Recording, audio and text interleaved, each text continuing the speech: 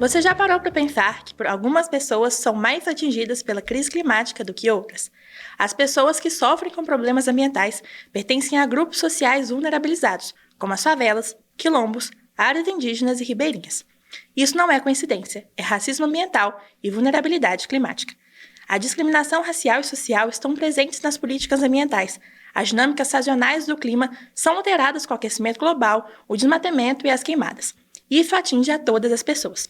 Porém, a ação humana traz outras camadas de consequências para os efeitos da crise climática no planeta.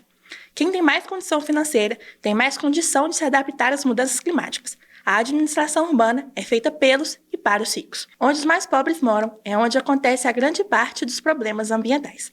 Além disso, a grande degradação dos recursos naturais é resultado também de uma escolha de modelo econômico que investiu em uma industrialização que emite gases poluentes, polui as águas e negligencia os desastres, enquanto explora cada vez mais os mais pobres.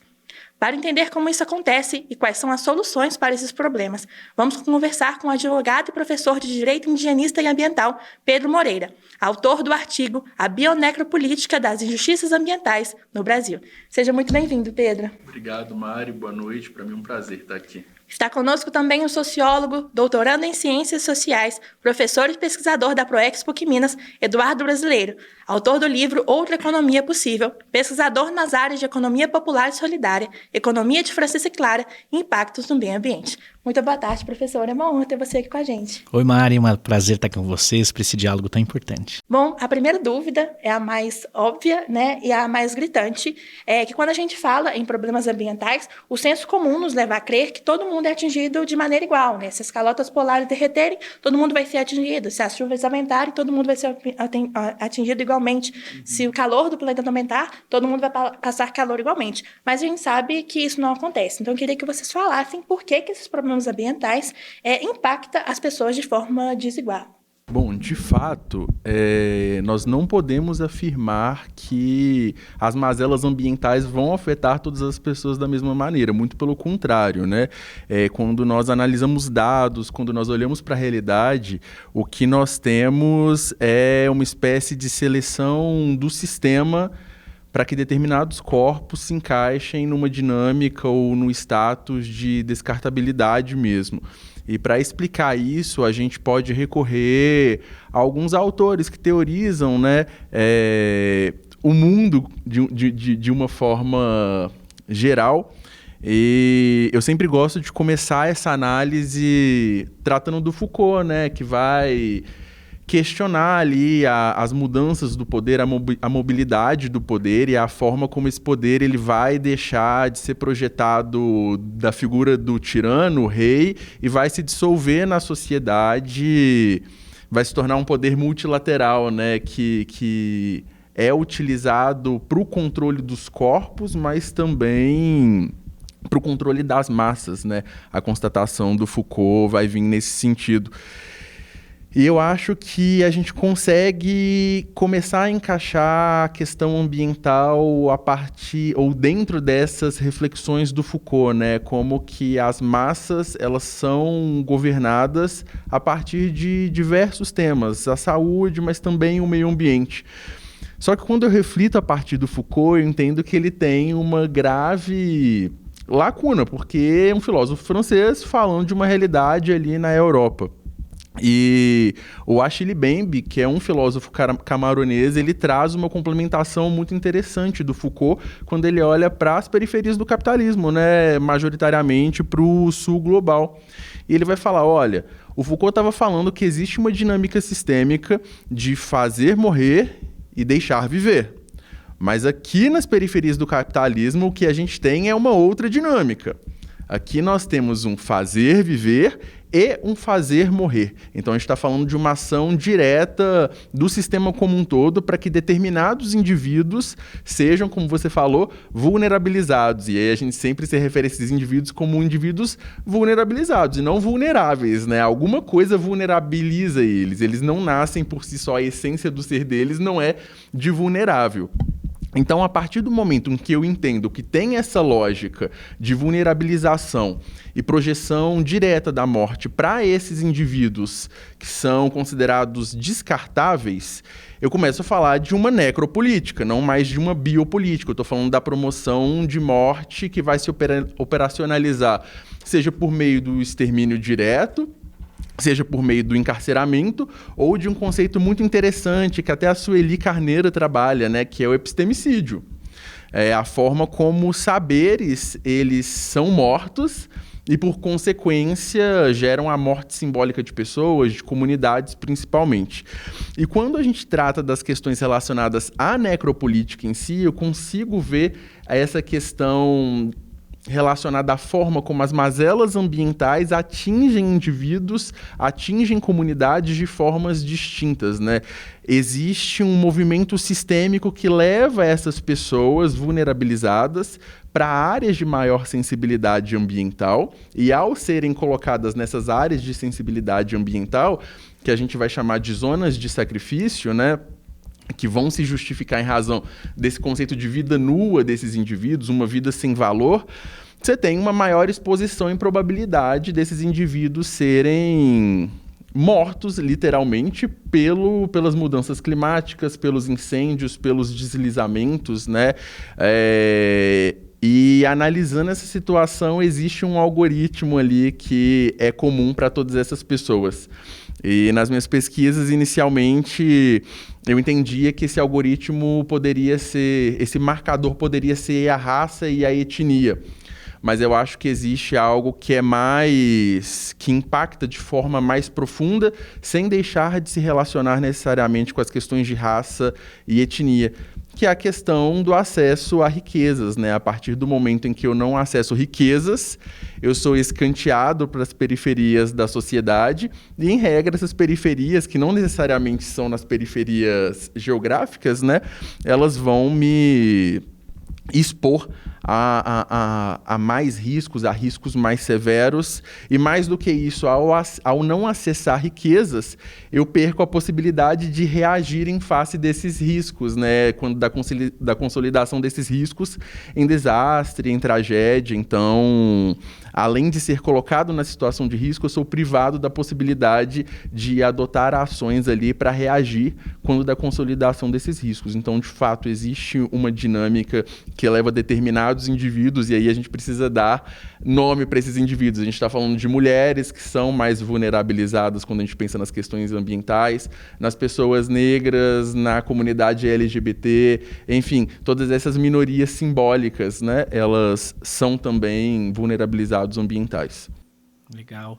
E eu também, acho que acompanhando na sua linha de raciocínio, né, Pedro, eu colocaria que essa população que é afetada pela renda, né, ela tem um histórico nesses países do sul global que é a marca da colonização e dos neocolonialismos econômicos e políticos que sofrem ainda esses países, né? O sul global, ele é vítima ainda de um projeto, primeiro de uma teoria que é conhecida na história recente, assim, 50, 60 anos, que é a ideia da teoria do desenvolvimento, né? Que fala, os países de vocês são os países subdesenvolvidos, fala para o sul global.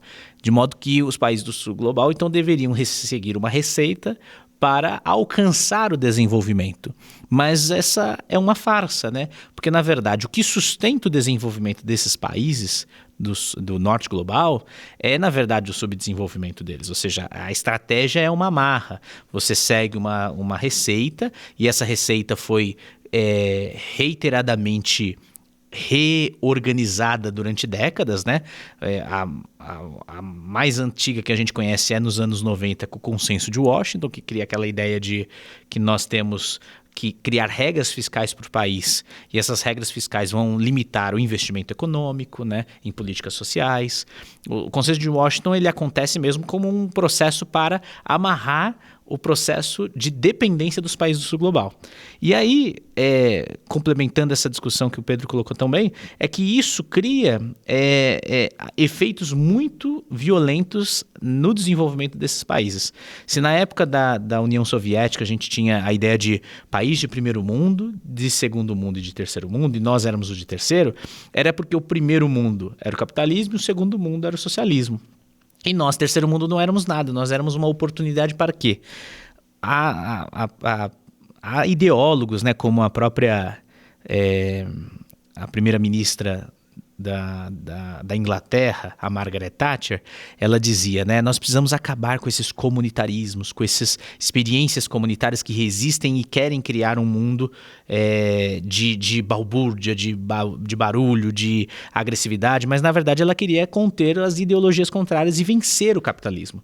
E foi isso que aconteceu numa experiência globalizada, né? O capitalismo alcançou todos os países do mundo que a gente conhece como países ocidentalizados e também não ocidentalizados, e esse consenso de Washington ele permaneceu nos anos 90, com muita força.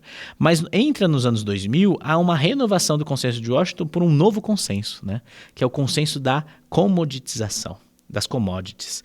Porque aí a estratégia de dependência é por meio das sementes, é por meio dos países como o nosso ficarem dependentes economicamente, exportando sementes para os países desenvolvidos e esses países nos trocando em tecnologia, já que a gente não avançou na nossa industrialização, né? Então, essa é uma amarra violenta que tem raízes na depredação e no uso desses nossos ecossistemas aqui no sul global. E eu acho que a tarefa mais importante para o tempo de hoje que nós temos é nos reconhecermos como sul global, né? Reconhecermos que nós somos a parte que é explorada e que para nós recai esse processo de violências financeiras que também se desdobram em colapsos socioambientais causados por esse modelo de extração das riquezas para levar para o norte global, né? A gente tem muito essa questão também da responsabilização da crise climática, né? Porque tem um discurso muito forte de que o Sul tem essa responsabilidade e que tem que desenvolver estratégias para, por exemplo, mitigar a emissão de gás carbônico, quando a gente olha que o grande emissor de gás carbônico por muito tempo, hoje é a China, mas durante muito tempo foi os Estados Unidos. E aí eu queria que vocês discutissem se isso vai impactar, vocês acham, na discussão agora da COP, se esse ano a gente tem algum avanço nessa questão de responsabilização da crise climática. O professor trouxe algumas considerações relacionadas a quase que uma violência da imposição do desenvolvimento, né? E talvez em algum momento uma guinada no discurso do desenvolvam-se, porém nem tanto, porque vocês precisam cuidar do meio ambiente, né? No sul global. E o Nego Bispo, ele tem algumas reflexões muito interessantes. Ele diz que aquele que nomina as coisas, domina as coisas, adestra as coisas. E ele traz uma reflexão bacana sobre a palavra desenvolvimento, que seria o desenvolvimento, né? Romper o envolvimento com alguma coisa. E aí, quando a gente pensa nas comunidades indígenas, nas comunidades quilombolas, a gente está falando justamente de uma tentativa de romper esse envolvimento, essa relação, esse vínculo com o meio ambiente, com a noção maternal de meio ambiente, né, que em alguma medida vai justificar uma relação de carinho, de respeito e de envolvimento, né? E quando ele traz essas questões que nos levam a refletir sobre o nome das coisas, a gente começa a se questionar sobre esses aspectos da necropolítica que eu me referi agora há pouco, numa perspectiva macro também, que é algo que o professor traz, né? A forma como esses países do norte global tentam incidir no sul global. E eu entendo que isso também é uma forma de promover necropolítica. Pela pressão que é exercida, seja para que o país se desenvolva, seja para que ele adote medidas mais rígidas e severas de preservação ambiental, seja por uma terceirização da exploração dos recursos ambientais, né? De fato, é lindo ser ler dados, ler pesquisas dos países escandinavos sobre os níveis de preservação ambiental que eles têm. Mas quantas mineradoras daqueles países estão minerando aqui no sul global, né? Enfim, me parece que o discurso ele não é muito alinhado com a prática, ou mais do que isso, né? Ele se alinha perfeitamente às dinâmicas de racismo ambiental. Eu quero um meio ambiente ecologicamente equilibrado para mim e para as futuras gerações que vão vir de mim. O sul global está ali, deixa ali, continua sendo um objeto de colonização mesmo, né? E muito se fala sobre neocolonialismo, talvez não. E aí eu volto, o Nego Bispo, ele fala, não, a gente não está falando de um novo colonialismo, é o mesmo colonialismo de sempre, ele só é um pouquinho mais sofisticado, mas é o mesmo colonialismo, né? E o colonialismo, ele quer isso mesmo, explorar e matar, porque matando você viabiliza.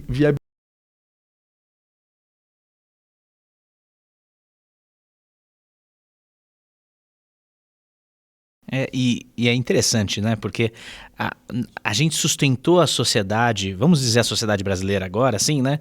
Com esses discursos de que a gente precisava alcançar o desenvolvimento, né?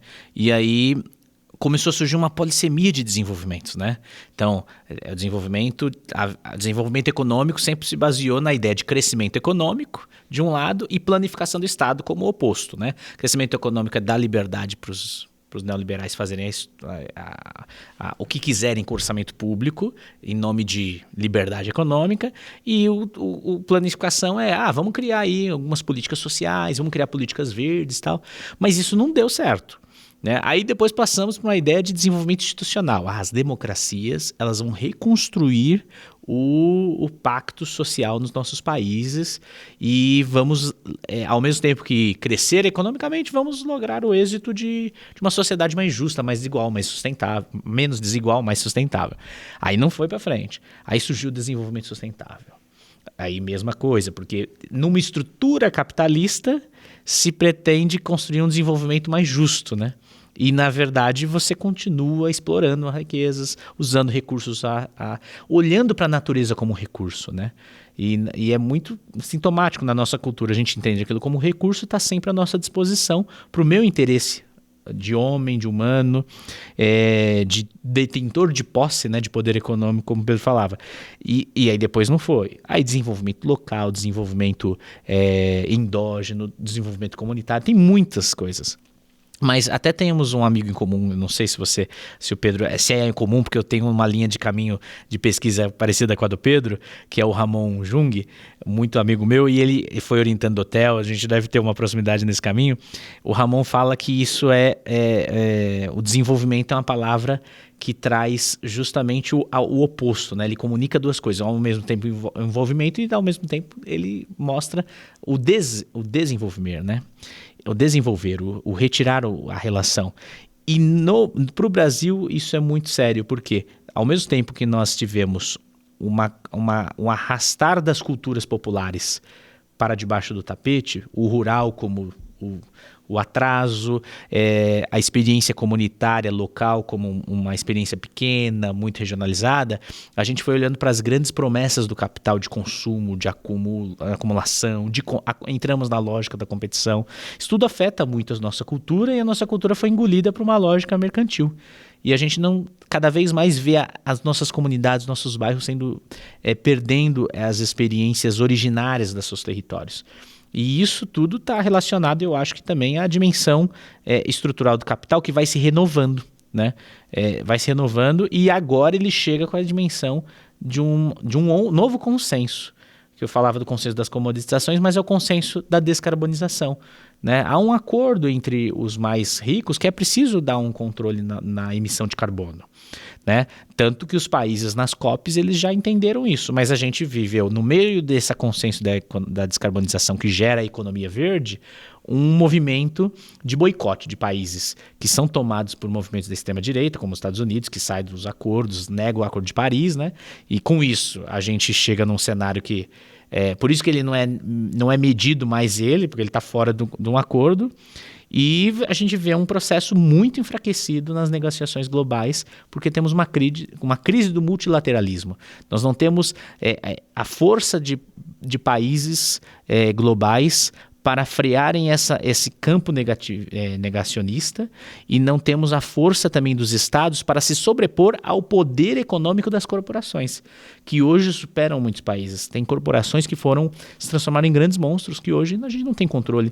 Então tem um limite aí político no campo das negociações e no campo da orientação. E aí eu também fico com o Pedro nesse caminho. Se na crise dos grandes a gente precisa olhar o pequeno, né? Então a experiência que ele traz de Nego Bispo, dos quilombolas, ou a experiência dos povos indígenas que já criticam o desenvolvimento há muito tempo, né? A experiência das comunidades que recriam formas econômicas e políticas para se reimaginar a arquitetura política econômica, porque eu acho que, para mim, para encerrar minha falação aqui, eu acho que o que está em desafio hoje para nós é a gente recriar a forma com que a gente entende a lógica política econômica, e tem que ser a partir de baixo, a partir dos nossos territórios, que é onde a gente pode recriar uma cultura de solidariedade, de relacionalidade, bebendo dos povos tradicionais, dos povos originários, e construindo cidades mais sustentáveis a partir da nossa inteligência coletiva. Eu acho importante a gente demarcar que essa lógica de impor o desenvolvimento, essa lógica liberal e colonialista, a gente vê ela no nível macro, igual a gente está comentando aqui, norte e sul global, mas a gente vê também no nível micro, né? Porque até aqui em Belo Horizonte, por exemplo, dentro das comunidades, a gente não vê o poder público chegando, era até uma coisa que a gente estava comentando antes do nosso debate aqui, que tem uma imposição muito grande para as comunidades, por exemplo, se desenvolverem. Desenvolverem como? Desenvolverem o quê? Se as pessoas não têm o que comer, que elas estão pensando em poluir menos. Você vai exigir dessa pessoa que não tem o que comer andar, por exemplo, de transporte público para não andar de carro, ou então comer um alimento mais orgânico porque o outro alimento tem mais pegada de carbono. Então, eu acredito que a gente vê essa marca de desenvolvimento nesses dois sentidos. Uhum. E agora, que você até citou, muito bem citado, a extrema-direita em países, mas a gente está vendo aqui no Brasil também, que a gente está no neoliberalismo ao seu nível extremo, né? E aí eu queria que vocês debatessem, inclusive, como que isso está impactando, porque sempre impactou. É o que você falou, né? Até que você citou no seu artigo, que nos anos 70 que foram criados os corpos descartáveis, né? Então sempre existiu essa separação entre você tem que se desenvolver e eu sou já desenvolvido, a nível macro e micro. Mas a gente agora está numa situação que chegou ao seu ápice, no meu ver, sabe? O capitalismo, ele se sofistica por meio de crises. Então, as crises não são a iminência do fim do capitalismo. É inocência, assim, pensar que tudo que está acontecendo no mundo é o capitalismo ruindo. É só o capitalismo se reorganizando de uma forma mais sofisticada mesmo, né? E quando ele produz essas crises, mais corpos se tornam descartáveis.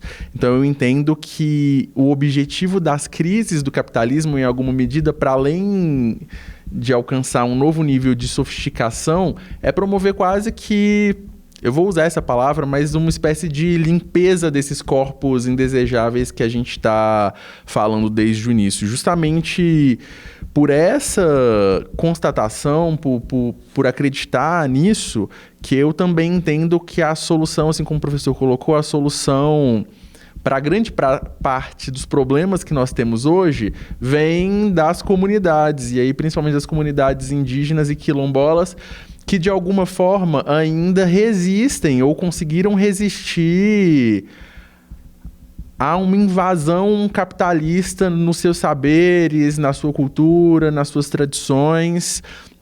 E a respeito disso, eu cito de novo o Nego Bispo, né? Porque ele trabalha isso muito bem. Ele fala, olha, aqui eu não sou decolonial, não. Eu sou contra-colonial, porque o colonialismo nunca conseguiu entrar dentro do meu quilombo, o colonialismo não conseguiu entrar dentro da comunidade indígena, então a gente é contra-colonial. A gente tá resistindo, tá nadando contra, né? E não ressignificando ou reformulando algo após uma intervenção colonial. Então, eu entendo que a solução para a crise que a gente vive vem dessas comunidades indígenas, porque, de fato, elas têm uma forma de pensar que é, em alguma medida, desvinculada mesmo da lógica que impregna todos os nossos pensamentos, né? Tudo que a gente pensa em razão da nossa formação social, acadêmica, é marcada, em maior ou menor medida, por traços coloniais, né? A gente sempre parte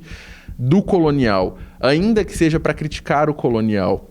A gente sempre tá utilizando aquele pensamento. E aí eu caio em outra questão, né? Sim, as pequenas comunidades, as comunidades indígenas quilombolas são talvez o caminho para a gente pensar uma solução. Mas para mim pensar essas comunidades como um caminho para a solução, eu preciso começar a entender os saberes dessas comunidades como saberes válidos, né? A gente fica muito viciado às vezes, e aí é algo que eu reflito do meu caminho acadêmico mesmo. A gente gosta de usar um autor europeu, enfim, a gente sempre acaba recorrendo a pessoas que produzem no norte global. Ainda que sejam pessoas do sul global, são pessoas que estão produzindo ali no norte global, né? Então a gente precisa começar a entender que às vezes é o que não está escrito, é o que é falado que vai contribuir de forma significativa, né? É o conhecimento que é construído ali no chão do território mesmo, né? E na maior parte das vezes ele não vai chegar para a gente, para as outras pessoas, como talvez a estrutura mais colonial de todas, que é a universidade, nos diz que deve chegar por meio de um artigo científico publicado numa revista A1, enfim. Então, acho que a gente precisa ter esse esforço, né? E é um esforço constante. Acho que a gente nunca vai estar por completo desvinculado dessas máculas do colonialismo, mas a gente pode se esforçar para agir de uma forma consciente, né? Racionalizando a todo momento essa limitação mesmo. Eu acho que é muito interessante isso que o Pedro fala, porque nós temos muitas grandes experiências de resistência no Brasil, na América Latina, em África, no sul global. O mais importante nisso é que quando a proposição que esses povos, essas comunidades, esses territórios fazem é de reimaginar essa forma de se viver. Então, bate diretamente na raiz do nosso problema hoje, que é o capitalismo, né? Tanto que nas pesquisas que se faziam sobre as mudanças morfológicas da presença humana na Terra, né, causadas pela presença humana, a gente falava muito, né, de antropoceno, né? Usava muito o conceito de um antropoceno, ou seja, que é uma era geológica em que o humano está fazendo transformações profundas. E, mais recentemente, começaram a se desenvolver um outro conceito, que é o capitaloceno, que é falar, não é o humano em si, mas é o capital, porque o capital corresponde a uma parcela pequena das pessoas no mundo que estão gerando todo esse processo de destruição. Então, a popularização dessa discussão é muito importante, né? De que há uma raiz e a raiz. Para que a gente consiga se aproximar de um processo emancipador que as comunidades propõem, é preciso romper o capitalismo. Mas não se rompe do dia para a noite, né? É preciso um processo de discussão, um processo de amadurecimento. E esse processo de amadurecimento, a gente teve grandes agitadores desse processo que estão vivos aí na memória do povo, né? A gente tem, aí vem do meu lugar, assim, de como eu fui me desenvolvendo para o mundo. Eu fui uma pessoa que eu fui muito tocada pelo Papa Francisco, que foi um Papa que contribuiu muito com a discussão ecológica quando ele lançou, em 2015, na época da COP, a encíclica chamada Laudato Si, sobre o cuidado da casa comum. Essa encíclica gerou um processo de divulgação muito forte para a Igreja Católica e acabou atingindo não católicos também. Então, o que Francisco fez, né? Eu até falo isso no meu livro, Outra Economia Possível, que você citava, que é justamente quando a gente observa que uma liderança católica como o Papa foi discutir com Vandana Shiva, com Amartya Sen, com grandes lideranças do mundo, como a gente cria processos de pressão, né? E processos de gerar incômodo na sociedade.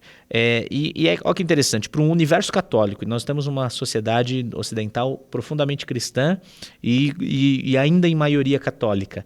Quando ele fala que o tema central da Laudato Si para mim é nós somos terra, porque para uma teologia tradicional e tudo mais, a gente está falando, nós não somos terra, nós somos filhos de Deus.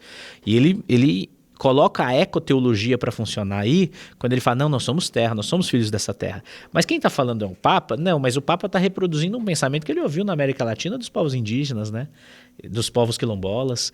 Então, a potência que uma liderança como o Papa Francisco fez gerou processos de pressão.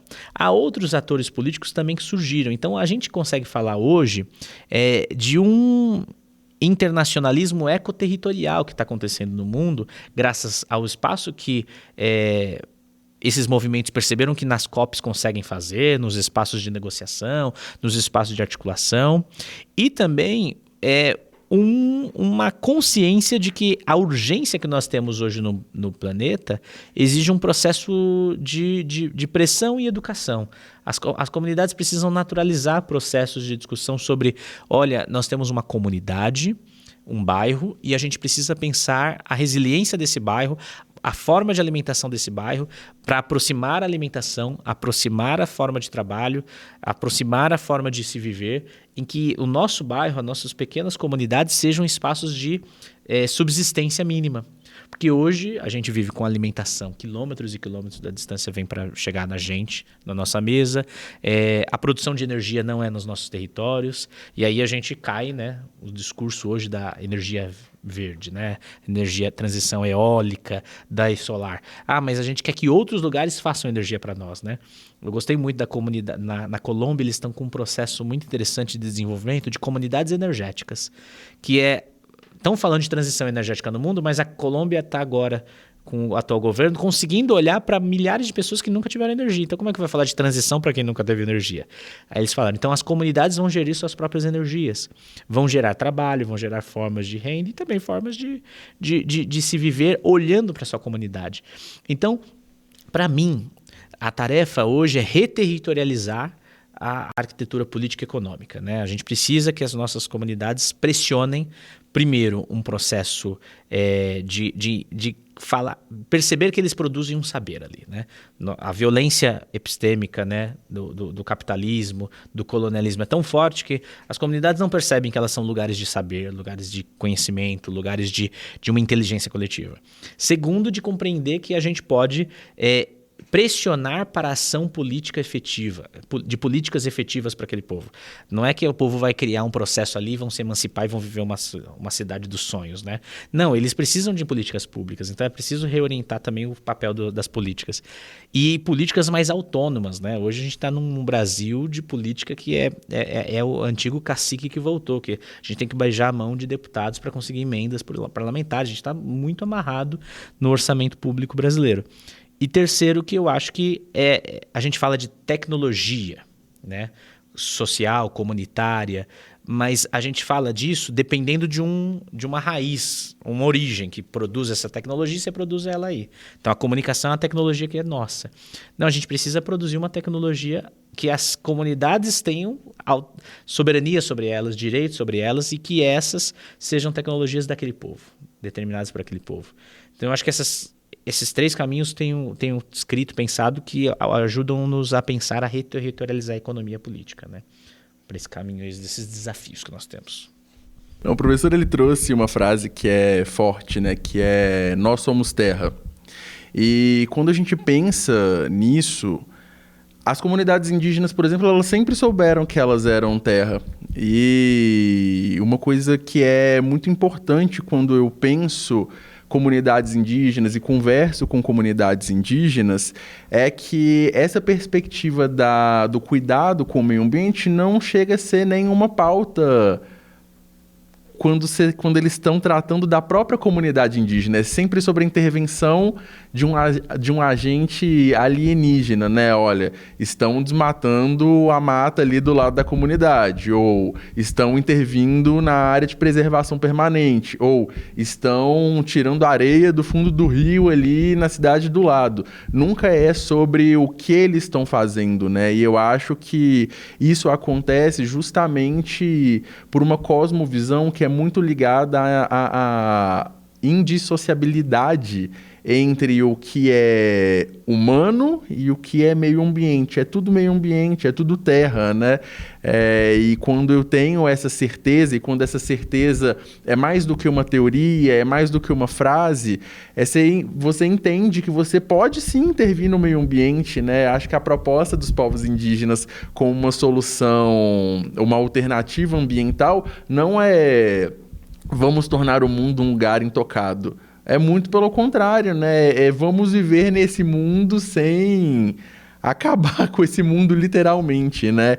E eu acho que quando a gente olha para o que as comunidades indígenas fizeram nas florestas, nos territórios, isso fica muito claro, né? Os processos de domesticação de vegetais, por exemplo, mandioca, milho, abacaxi, cenoura, banana. Nada disso existia como existe hoje. Banana tinha caroço, cenoura era uma raiz super fina, milho era uma espiga com poucos grãos. As comunidades indígenas interviram no ambiente de forma a gerar um melhoramento mesmo, para que o fruto que nasce da terra servisse também para aquelas comunidades se alimentarem, né? Então, a gente não está falando aqui de um mundo intocado, a gente está falando de um mundo em harmonia, né? Eu acho que o que vem da encíclica é muito disso também, não é de uma relação de um meio ambiente dentro de uma redoma, né? O contrário disso, é um olhar de dentro e não um olhar de fora direcionado àquele objeto. E eu queria que você debatesse também uma frase, né, do Chico Mendes que eu falei com vocês, que é: ecologia sem luta de classe é jardinagem. Eu queria que você debatessem essa frase, mas pensando também que a gente sabe que para realmente lidar de forma efetiva com a questão da crise climática, é só a superação do capitalismo, é só com a revolução, a gente já chegou a essa conclusão. Porém, até lá, a gente tem que trabalhar com uma pauta mínima, né? Que a gente não pode falar, beleza, até a revolução não tem nada para fazer, eu vou cruzar meu braço. Não, né? A gente não pode fazer isso. Então, eu queria que você debatesse essa frase, mas pensando também nessa questão de pauta máxima e pauta mínima. Olha, eu sou um defensor, como nós aqui somos, né? Eu tô falando mas é verdade, nós somos defensores de que a discussão ambiental, ela nunca esteja dissociada de todos os outros temas, né? Porque ela é originária na defesa da vida. E, por exemplo, quando a gente fala que lembra essa famosa e importante frase do Chico Mendes, isso já me levou agora, quando você falava na situação da Palestina. Porque ali há um genocídio de um povo. E que começa justamente por uma ação articulada, organizada do sionismo, né, para acabar com o direito às sementes do povo palestino. O povo palestino tem uma abundância de produção de azeite. E aí eu via recentemente, agora tem até uma reportagem do The Guardian, que conta a história do povo que é afetado porque há uma estrutura massiva ali de Israel para acabar com o direito à semente do povo. Então, acabar com o azeite. O azeite eles usam para tudo, até para lavar como sabão, né? De tão abundante que é. E perseguindo as sementes, você persegue a história de um povo, né? Se apaga, né? Isso que era falado aqui. Então, nós precisamos aliar a luta socioambiental para perceber que ali tem o direito à alimentação, para ali tem o direito ao trabalho, o direito à autodeterminação de um território, o direito à organização política, que não é reconhecido também isso lá, nem em Israel a oposição é permitida, né? Israelenses, imagina os palestinos. Então, a gente pega esse caso extremo e a gente olha para o Brasil, né? O caso extremo que a gente está vendo na Palestina, né?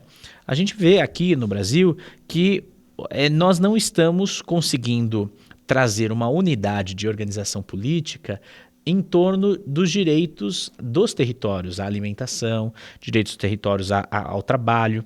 Quando a gente pega ali uma grande bandeira que surgiu pelo movimento das pessoas, de trabalhadores informais, de trabalhadores formalizados que vivem à escala 6x1, ali tem uma dimensão socioambiental, né? Mas a gente acaba ainda dividindo em caixinhas por essa educação nossa que divide em caixas os saberes, então ambiental aqui, política aqui, trabalho aqui. Não, né?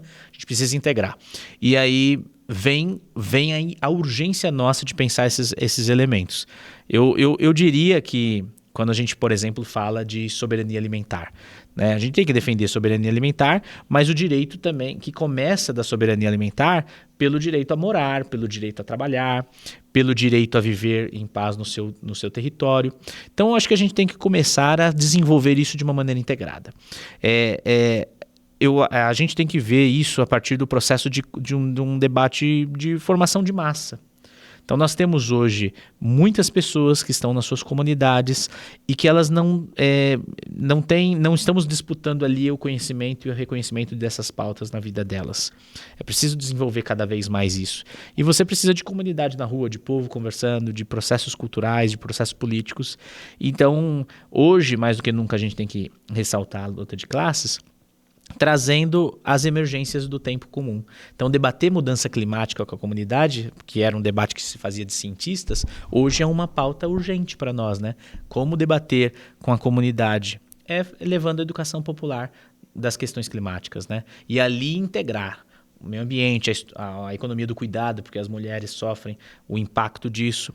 Eu via recentemente um dado que falava como as mulheres ainda continuam com renda inferior aos homens no mercado de trabalho. E uma das justificativas é que nesses últimos períodos, o que estava alcançando a paridade entre mulheres e homens numa boa parte do mercado de trabalho foi porque as mulheres, por conta do serviço de cuidado, desse trabalho de cuidado, preferiram home office, assim reduzindo seus salários para acompanharem os filhos.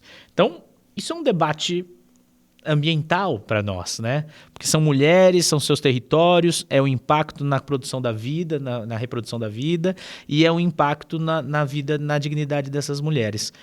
Esse é um tema que a gente precisa aliar. A gente ainda tem uma política no Brasil muito setoralizada. Então, o meio ambiente, os povos indígenas e os ambientalistas, né? E isso é um problema, né? Nós precisamos aliar a luta da classe trabalhadora. E com isso, eu acho que nós temos que ter mais coragem em ter críticas, não importa ao espectro político, aos limites, né, das políticas na ampliação da pauta ambiental, porque ela ainda é muito setoralizada. Nós estamos gravando aqui num período, na semana passada, o governo brasileiro autorizou a exploração por meio do IBAMA, né? Por pressão no IBAMA, que estava rejeitando isso e até agora, mas aceitou a exploração da margem equatorial para a exploração de petróleo, uma coisa impensável. Vésperas da COP30, né? Vésperas de um debate que a gente precisaria liderar de transição ecológica, e a gente vê essas comunidades sendo atingidas, o impacto que isso gerará nos próximos anos. Então, para concluir, entre o real, que nós precisamos construir convencimento social de que isso é impraticável hoje, fazer exploração de petróleo, nós temos o desafio de popularizar o meio ambiente na vida real da vida das pessoas, né? E a minha questão é como popularizar isso se existem prioridades tão mais urgentes, né? Eu me lembro quando estava fazendo mestrado, eu li muito o Yuri Shibek, a questão da sociedade de riscos ambientais a que as sociedades estão expostas. Eu não vou me lembrar agora o nome do autor, mas eu li um artigo de alguém que falava, olha, mas em alguns lugares a sociedade não é de risco, a sociedade é de duplo risco, porque as pessoas elas não superaram os problemas pré-modernos ainda e também estão expostas a riscos ambientais. E quão grande é o desafio de você chegar, por exemplo, em uma comunidade indígena que não tem saneamento básico e falar de energia renovável. Eu já passei por essa experiência, assim, trabalhando com comunidade indígena.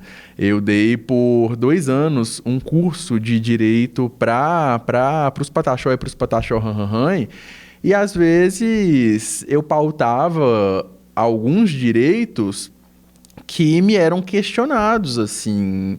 E quando não questionados, eles sempre serviam como ponte para chegar em direitos mais básicos, coisas que nós entendemos que são, sei lá, que a gente critica quando a gente fala de Idade Média, sabe?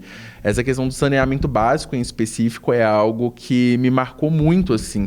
Você chegar numa comunidade indígena e ver o esgoto do banheiro escorrendo na frente da cozinha comunitária, por exemplo, né? Isso afeta em muitos níveis a condição de dignidade mesmo da comunidade, das pessoas como indivíduos, né? Existe um desconforto por parte deles, existe a ciência consciência de que há alguma falha que precisa ser corrigido. Em outra perspectiva, nós sabemos, a partir do viés necropolítico, que não é uma falha, né? É justamente o que se espera para aquela condição ali.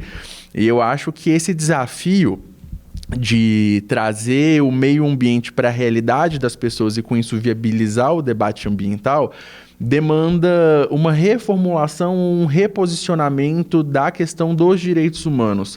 Eu acho que muito se discute direitos humanos como um fundamento. É bonito escrever sobre direitos humanos, sobretudo no direito. Sempre que você pega um artigo sobre direitos humanos, são 7, 8, 9, 10 páginas de fundamentação, de filosofia. E o professor João Batista, ele já dizia, olha, a gente precisa pensar em direitos humanos não como um fundamento, mas como um projeto de sociedade. O que é um projeto de sociedade na perspectiva dos direitos humanos? É fazer política pública, é com política pública que você, de fato, operacionaliza, né, direito humano. E eu acho que existe uma grande falha e eu acho que essa falha não é despropositada, é um projeto, né? E aí eu caio em uma outra questão quando eu debato questões ambientais, que é a seguinte: em regra, quando a gente tem um grande desastre ambiental ou uma situação ambiental severa ali no limite, há uma tendência de que a população, a própria mídia, evidencia os problemas relacionados aos empreendimentos. E sim, tem que relacionar mesmo, mas existe algo muito mais complexo por trás daquele empreendimento. Às vezes, um empreendimento responsável por impactar determinada comunidade, ele não está irregular, ele está operando com a licença dele, ele está operando com a licença de operação. Alguma equipe técnica analisou os estudos de impacto antes e autorizou a atividade daquele empreendimento, né? Então, a gente precisa entender que esses problemas eles funcionam em cadeias muito complexas, porque elas respondem a um projeto que é esse projeto necropolítico, né, que a gente está falando desde o início. Eu acho que tudo que a gente fala, em maior ou menor medida, volta lá na necropolítica, na questão da descartabilidade dos corpos, das vidas nuas, enfim, das zonas de sacrifício, né? Eu acho que essa configuração nas cidades, nas áreas rurais, elas ficam muito claras. Estou muito contemplado. Eu queria agora que a gente entrasse um pouquinho no seu livro, né, na sua pesquisa de outra economia possível, que você citasse para a gente os pilares para essa economia, ela conseguir atingir de forma humana todas essas comunidades que a gente citou aqui. E talvez até atingir de maneira socioambiental, né, as comunidades, né? Porque, de fato, o grande desafio hoje é de compreender que a economia que nós temos hoje, ela foi um projeto dentro do capitalismo que, se a gente olha na história, a gente falava lá, né? Economia, oikonomia do grego, vem lá sobre a gestão dos recursos, mas, na verdade, se a gente for observar, nos últimos 60, 70 anos, a gente olha lá no pós-guerra, a gente vê que a economia se dissociou da sociedade. Se a economia era para servir a sociedade, hoje acontece o contrário. A sociedade está a serviço da economia. E quando a gente fala em economia, essa economia, a gente está falando de um grupo pequeno, né? Nós temos os bilionários, que representam uma parcela ínfima da sociedade, mas que ao representar isso, eles também são responsáveis por um dreno, uma drenagem das finanças globais. Então, ao mesmo tempo que hoje a gente tem riquezas por todo mundo, há uma ilusão na sociedade brasileira, na sociedade mundial, que a gente está em busca de uma sociedade da abundância e as pessoas acham que a vida hoje é melhor do que a vida no passado. Tem vários estudos, o Tomás de Piketty, né? Infelizmente vou citar um europeu agora, a gente podia fazer uma decolonização das nossas referências. Vou caminhar para esse caminho que o Pedro faz. O Tomás de Piketty faz um estudo sobre desigualdades no mundo, ele mostra, até os anos 70 havia uma redução das desigualdades no mundo. De 70 para cá, as desigualdades aumentam e alcançam a época dos anos 10, no século passado, 1910. E por quê? Porque ao mesmo tempo que você tem uma sensação de circulação de bens maior, por conta da globalização, você tem a mesma escassez no uso desses recursos. As pessoas estão empobrecidas, endividadas, e elas acham que a economia é isso e está dado. Então, acho que o primeiro movimento que é dado, os movimentos sociais Segunda Guerra Mundial, pós-fim da Guerra Fria, eles organizaram no mundo um grande debate chamado Fórum Social Mundial, que foram experiências de articulação dos movimentos populares do mundo para recriar quais eram os horizontes da sociedade global depois da vitória do capitalismo diante do bloco da União Soviética. E o que eles falavam? Outros mundos são possíveis. E veja só, o plural não é um acidente, é intencional, né? Outros mundos, porque hoje o capitalismo ele homogeneizou a gente. Nós somos um grande mundo. Então, toda a cadeia de consumo, toda a cadeia de cultura, tudo busca uma homogeneia para controle, né? Para controle. E aí o Pedro vai saber dizer melhor sobre isso. Nessa leitura, eu acho que nós temos um desafio, que é mostrar que outras economias são possíveis. Ou seja, hoje a gente vive o capitalismo, mas a gente não quer criar um grande sistema que supere o capitalismo e governe o mundo. Seria uma reprodução de um sistema de controle, né, de mortes, porque a gente determinaria para onde o mundo vai. A gente precisa repensar economias a partir dos territórios. Então, outras economias são possíveis. E a partir de um processo de reorganização dessas comunidades a partir das suas resistências.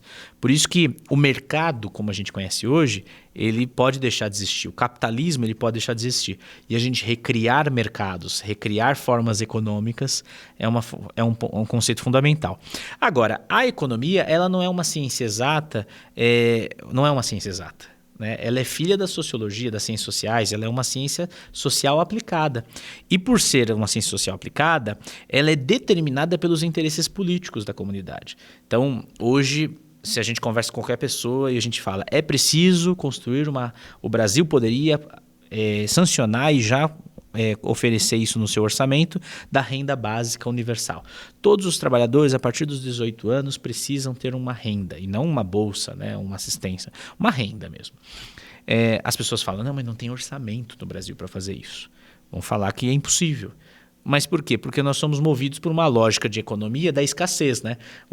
É como se o país fosse a nossa casa, que eu tenho uma entrada de recurso e uma saída e tenho que bater nisso. Isso é um discurso que inviabiliza toda e qualquer forma de recriar a economia. Porque a economia é um recurso que a gente está orientando a partir dos nossos interesses. Então você pode lá, em muitos momentos no mundo, já criaram economias para superar alguns problemas. Em 2008, na crise bancária que teve na Europa e nos Estados Unidos, fizeram uma quantitative easing. Os bancos criavam dinheiro imprimiam dinheiro, aquela lógica até daquela série lá, o Casa de Papel, né? Eles imprimiam seu dinheiro para resgatar os bancos. Até o líder do Partido Trabalhista inglês na época, o Jeremy Corbyn, falou, então vamos criar o dinheiro para os pobres também, que eles saem da pobreza. Então é tudo intencional. O grande desafio é isso, né? Eu falei de muitos grandes desafios, eu acho que esse é mais um grande desafio, que é, olha, economia não é isso que estão falando, né? A gente precisa repensar a economia.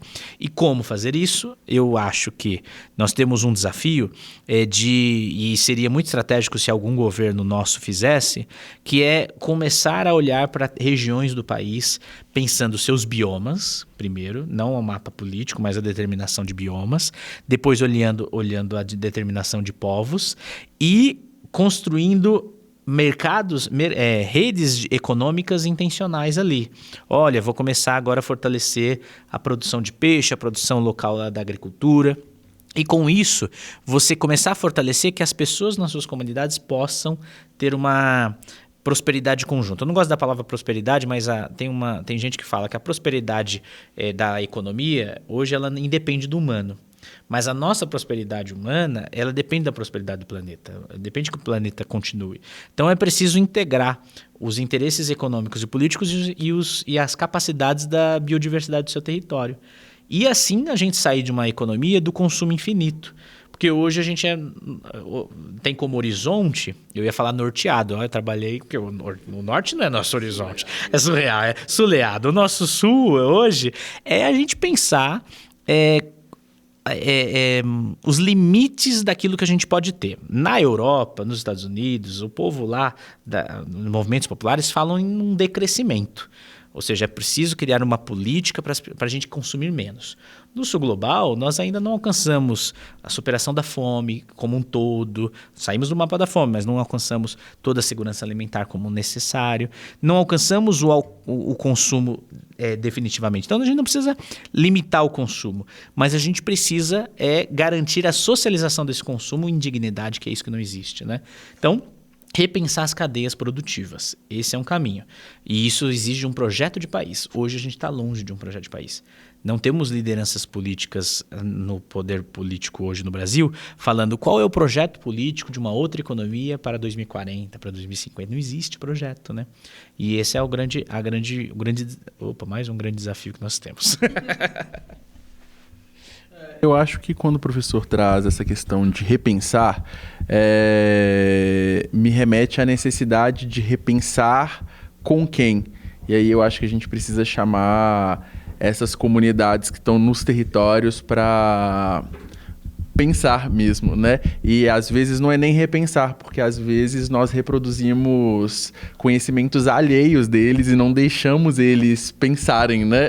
Talvez eles não precisem repensar, talvez eles precisem só compartilhar os seus conhecimentos conosco, e eu acho que a questão não é nem de dar voz nesse processo, sabe? Uma vez eu ouvi um indígena falando: eu não quero que você me dê voz, eu tenho a minha voz, quando eu quero chamar a atenção, eu vou ali, fecho a rua e consigo sair, dar o meu recado, sair numa matéria.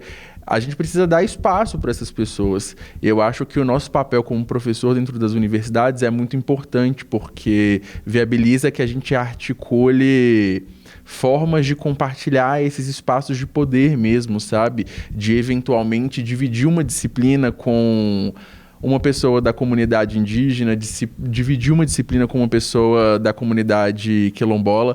Recentemente, na PUC Betim, a gente teve o cacique Arapuanã da aldeia Arapuã, Caquiá, Chucurucariri, dando uma aula para o curso de medicina. Então, é um espaço difícil de acessar, né? Ali à frente da sala de aula de um curso de medicina, você precisa cumprir muitos requisitos coloniais para você chegar nesse lugar, né?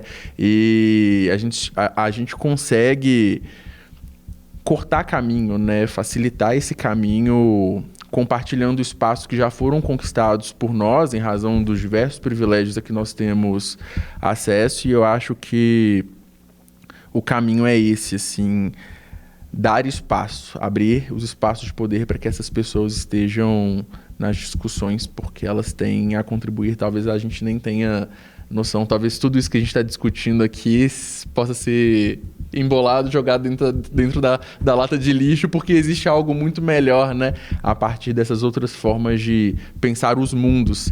E quando eu falo pensar os mundos, eu acho legal quando você traz essa questão do plural, né? E na minha tese eu faço até uma crítica à noção de sul global, porque o que é o sul global? Será que não existem diversos sus globais? Né? Você pode pensar cada comunidade indígena como um mundo próprio. Você pode pensar comunidades indígenas, aldeias indígenas de mesma etnia como mundos próprios, com suas próprias formas de organização, né? Então, acho que essa perspectiva microfísica ela dá muito mais certo do que quando a gente pensa o macro, né? Eu acho que as questões da economia, do direito, das ciências sociais, elas são, às vezes, muito preocupadas com o macro e elas deixam de considerar esses aspectos micro e subjetivos também, né? A subjetividade tem uma importância grande.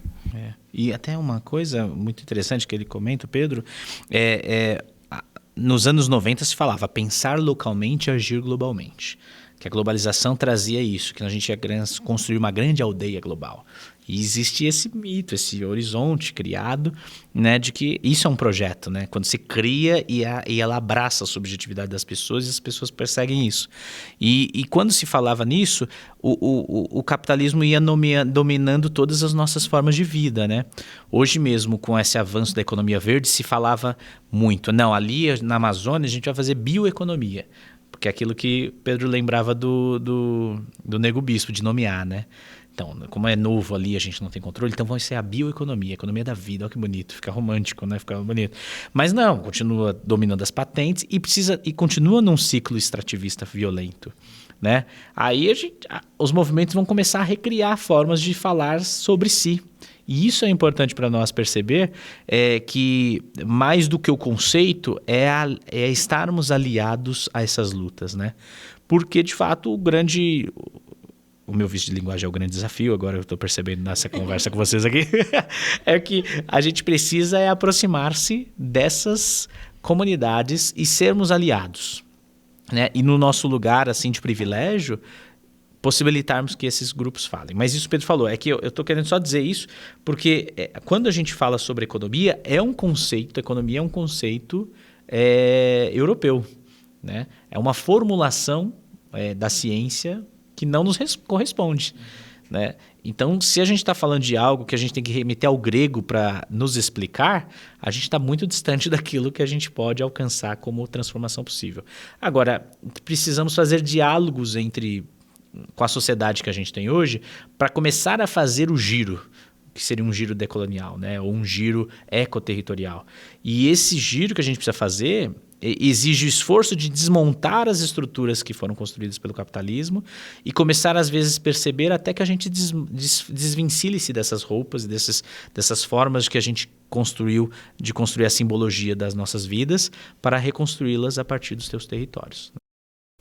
Você cita também um conceito que eu achei bem legal de discutir isso, que é o realmar a população. Ah, tá. Eu achei bonito, né? Bonitinho. Veja só, esse realmar, ele surge do Papa Francisco. É um conceito que o Papa fala, que é preciso realmar a economia.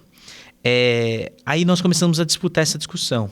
Porque quando o Papa fala, a sociedade global ouvia muito o Francisco, porque ele era uma liderança muito interessante para o mundo, muito complexa, assim, no sentido de que ele era crítico a diversos processos. Então, o Papa Francisco que falou que precisávamos realmar. Aí, o Banco Mundial quis se aproximar do Papa Francisco, né? Quis se aproximar e fizeram um processo lá de falar que vamos realmar a economia a partir da humanização, né, dos bancos, vamos diminuir o nosso impacto ambiental. Fizeram um discurso na frente do Papa.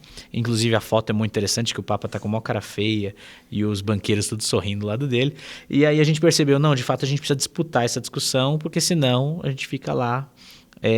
O Papa é engolido por esse discurso deles. E aí construímos uma articulação no Brasil, a Articulação Brasileira pela Economia de Francisco e Clara, para a gente desenvolver processos para realmar a economia. Mas o realmar a economia, que o título, o tema, com uma sociedade pluralista estranha, né? Dar alma para a economia, né? Um papo muito cristão. Mas a ideia, na verdade, é reorientar o pensamento da economia que a gente tem hoje. Então a gente fala, não existem novas economias, existem outras economias. Por quê? Porque elas são ancestrais, né? Elas são experiências comunitárias, territoriais, coletivas. Porque quando a gente fala nova, parece que a gente quer trazer uma coisa que não existia. Tem um grau de inocência e um grau de prepotência nisso daí, né? E é preciso repensar. No Brasil, quando a gente fala de debater economia, é o pior lugar para se a gente debater, porque a gente percebe que há um consenso. A mídia pode até ter características positivas no debate, às vezes de reconhecimento de povo, de luta pela democracia, mas quando o debate economia, toda ela engole a experiência neoliberal, não critica, não aponta contradição. Então, é nosso papel ficar ali desmontando esse edifício gigantesco da economia capitalista e apontar essas alternativas, mostrando que a economia faz parte de uma decisão política, né? Por isso que o realmar a economia faz parte desse movimento, que no Brasil tem construído casas de Francisco e Clara, que são comunidades que têm se organizado para se aproximar. Então, tem comunidades que são comunidades indígenas, é verdade. Agora eu lembrei aqui, em Manaus, na Bahia, na Serra Grande, em Campinas com a Cozinha Solidária, em Santos com a Feira de Economia Solidária. O que, na verdade, o Real Mar Economia quer é mostrar que a gente tem nas comunidades ferramentas para que a gente repense a lógica econômica. Então, você pode desenvolver um banco comunitário para desenvolver finanças de proximidade, você pode desenvolver um grupo que pressione o orçamento participativo para que a comunidade comece a determinar para onde está indo os seus recursos, você pode debater as questões macro e também você pode ajudar na organização popular, né? Então, daí que vem surgindo essa discussão do Real Mar Economia no Brasil. E aí eu pesquisei isso no livro, né? Mostrando como essas experiências no Brasil elas estão criando e apoiando movimentos populares, fortalecendo essa discussão no Brasil. Falando em Real Mar, eu me lembrei da Célia Chacriabá, né? Porque ela fala de aldear a política, Real Mar a economia, aldear a política, e a Amanda Ribeiro, que fez o mestrado dela aqui na PUC, falava de quilombar os espaços. E é justamente sobre isso, né? Sobre conseguir acessar esses lugares e, a partir desses lugares, reestruturar, incidir de forma real, né? Mais do que repensar, de fato ter condições de operacionalizar mudanças, e às vezes por meio de políticas públicas, quando a gente pensa em aldear a política, às vezes, enfim, por articulações políticas junto ao município, quando a gente pensa em quilombar os espaços, né? Então acho que de alguma forma tudo isso se resume a alcançar e se estabelecer nos espaços de fato com presença, né? Não uma presença simbólica que às vezes acontece, porque é bonito eu ter um indígena com um cocar todo trajado do meu lado, né? Mas a viabilização de que a opinião dele importe de verdade para reestruturar as condições que eu tenho. Eu queria agora que a gente citasse, a gente desse nome para essas tecnologias comunitárias. E aí eu me lembrei, eu até abri aqui, que tem pouco tempo aqui em Belo Horizonte, aconteceu a COP das Quebradas, que foi um movimento, né, nas favelas de Belo Horizonte, falando de meio ambiente, escutando essas comunidades. Uhum. E aí eles fizeram um manifesto, que eles vão inclusive levar para a COP, para tentar serem ouvidos lá, né? E aí eu li esse manifesto há pouco tempo, e a maioria do manifesto era falando assim, escuta a gente. A grande maioria dos pedidos, eles fizeram 20 pedidos. E aí muitos são, por exemplo, investir nas hortas comunitárias, mas principalmente fortalecer, por exemplo, o 20, fortalecimento das lideranças comunitárias para atuar em contexto da emergência climática e participar efetivamente da formulação de políticas públicas. Então, assim, foi meio que um grito dessas comunidades pedindo assim, vocês estão fazendo políticas públicas para a gente aqui, mas a gente está aqui, tem várias ideias, estou te mostrando 20, mas tem várias outras ideias que vocês podem me escutar. Então, assim, eu queria que a gente citasse agora quais são essas tecnologias comunitárias. Uhum. Eu vou puxar aqui, Pedro, aí depois. Eu lembro muito quando você fala disso, da COP das Quebradas, por exemplo, que a gente sabe das contradições das COPs, né? É um espaço muito limitado, né?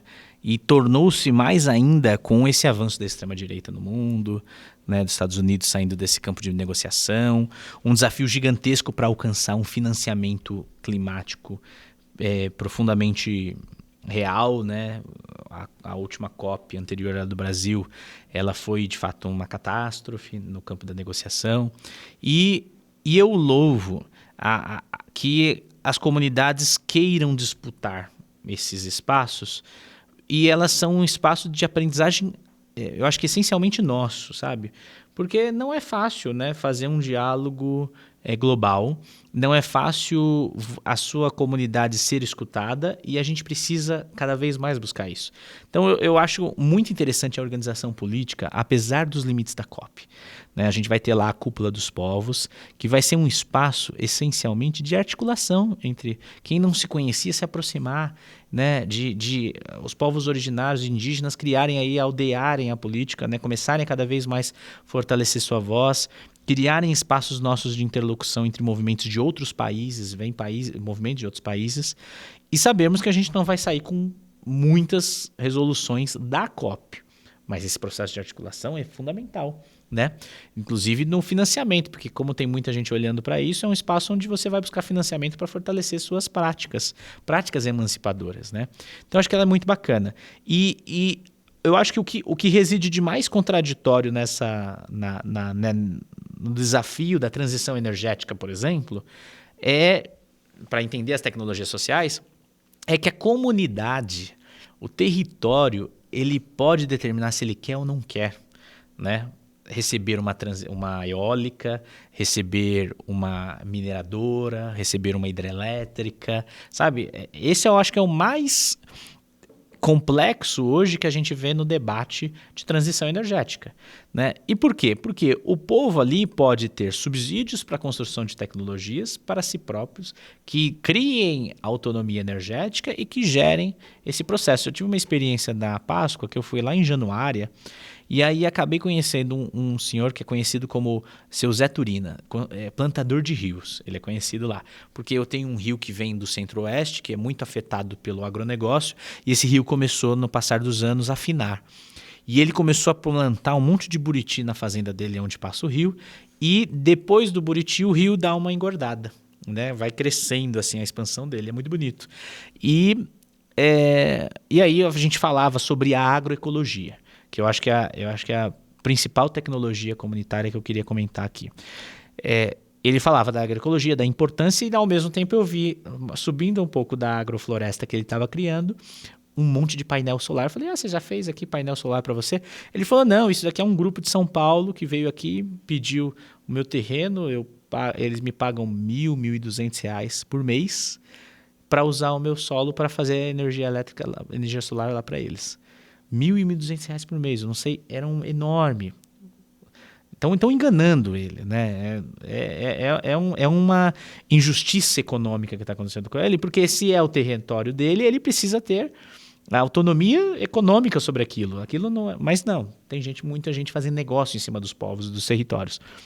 Então, na contradição ali, você tem um homem com uma sabedoria, que inclusive nos anos 90 ele vem da experiência ele queria fazer monocultura, e ele descobre que a agroecologia, por oficinas da articulação do semiárido, das sementes crioulas, a ASA, né, articulação do semiárido, ele aprende a saber das sementes, ele recomeça a descobrir a partir das oficinas que ele tinha com o MST lá com a Ana Primavera sobre a agroecologia.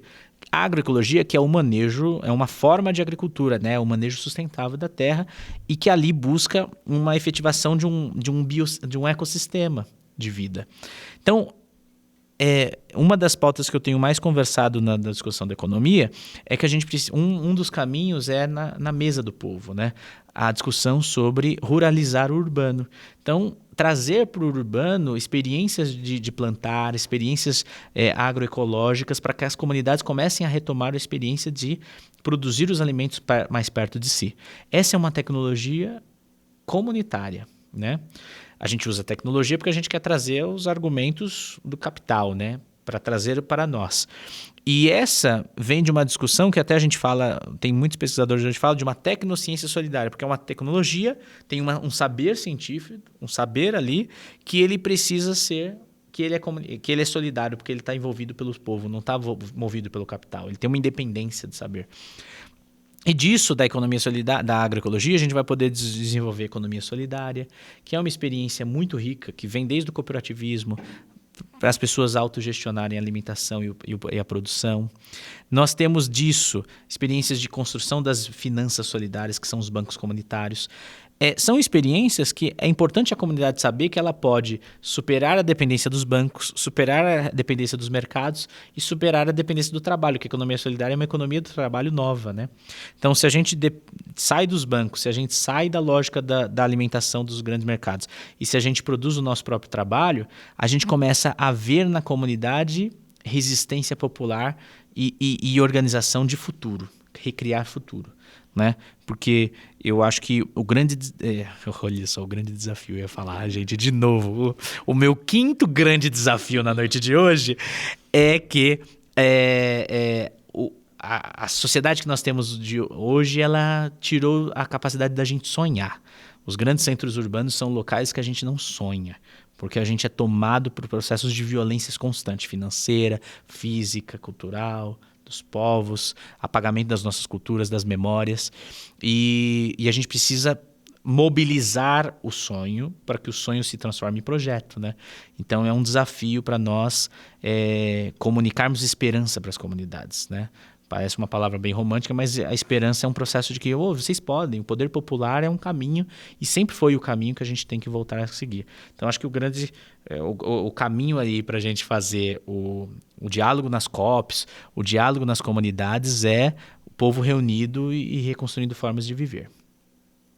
E quando o professor fala sobre possibilidades de sonhar, de resistir, de se organizar, eu preciso dizer que eu sou muito descrente com relação a resultados de COP. Eu tenho uma percepção de que os eventos que orbitam, os eventos não formais, eles são mais importantes do que o que é efetivamente registrado ali, né? Eu acho que...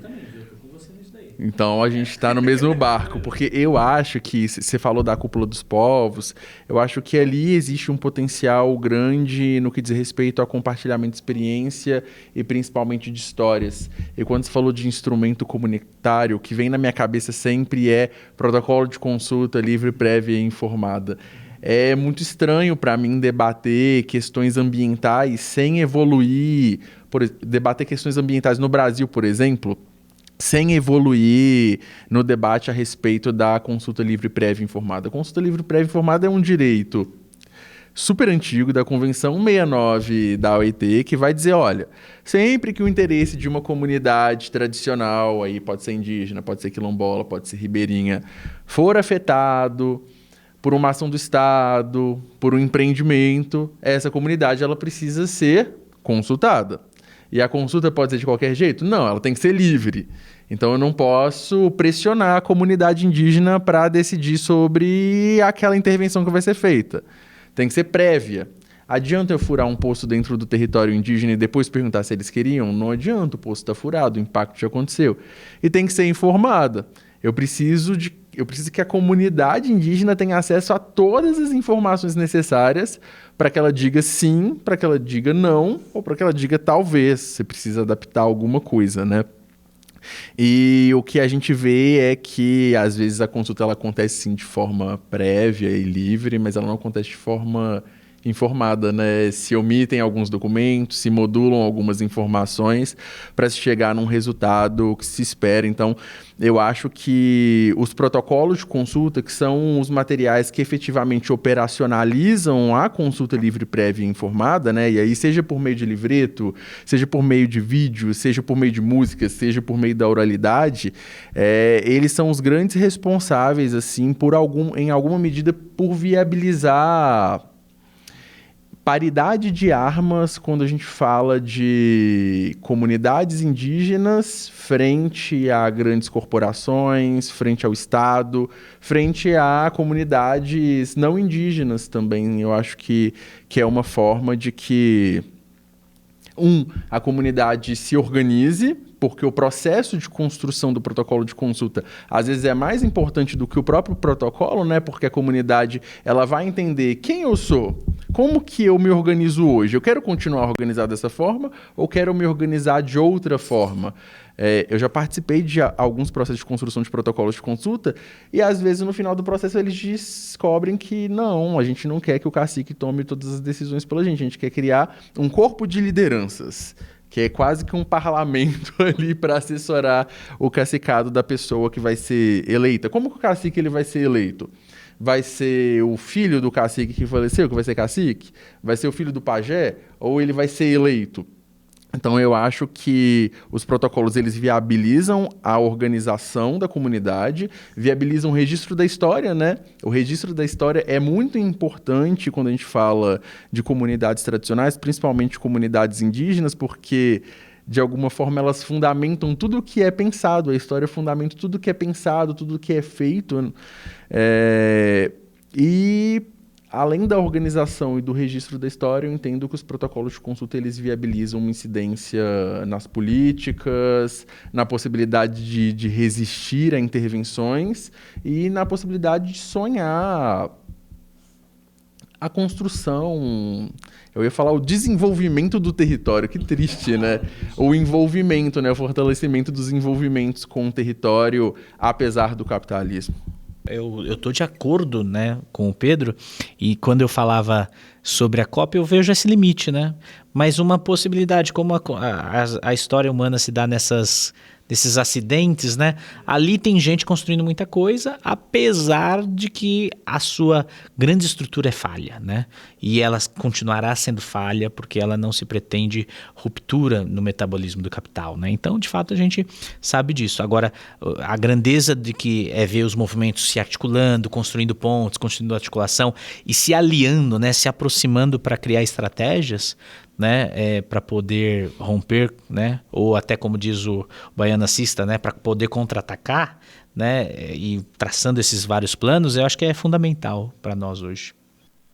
Eu acho que é isso. Vocês têm mais alguma coisa que vocês acham importante pontuar? Muitas, né? Mas para hoje acho que só. Para hoje, eu vou ficar pro próximo episódio.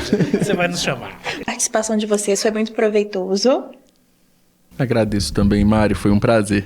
Foi muito bom, obrigado. Foi um prazer conhecer o Pedro, que eu já tinha uma proximidade de textos e leituras, agora você me deu o prazer de lê-lo e também de bater um papo com ele e com você também, Mário. Obrigado por essa maestria aí de condução. Tá certo, muito obrigada, gente. E a matéria completa, a série de reportagens, vocês acessam no site do Colab ou no link que tá anexado. Muito obrigada.